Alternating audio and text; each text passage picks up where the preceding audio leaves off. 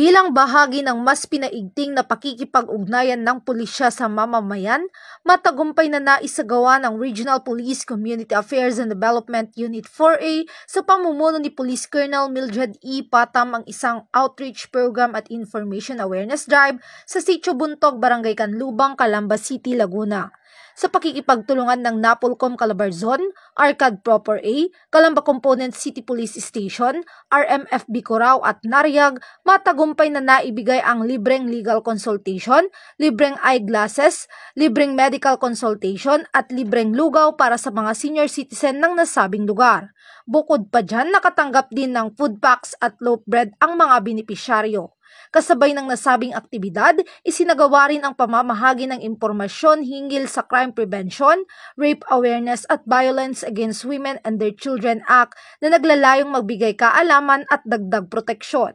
Lubos ang pasasalamat ng mga dumalo sa mga serbisyong handog ng kapulisan, katuwang ang iba't ibang ahensya.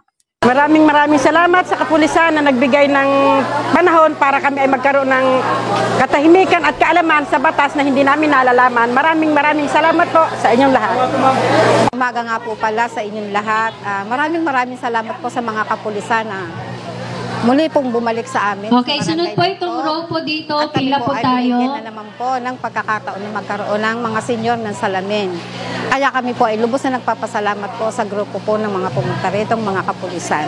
Salamat po sa inyo. Ang ganitong mga gawain ay nagbibigay ng tiwala ng mamamayan sa kapulisan at nakakatulong sa pagbibigay ng serbisyong may malasakit para sa komunidad. Mula dito sa Sitio Buntog, Barangay Canlubang, Calamba City, Laguna, ako ang inyong Police News Network Correspondent, Patrol Woman Prisel May T. Urbano, alagad ng batas, tagataguyod ng balitang pulis.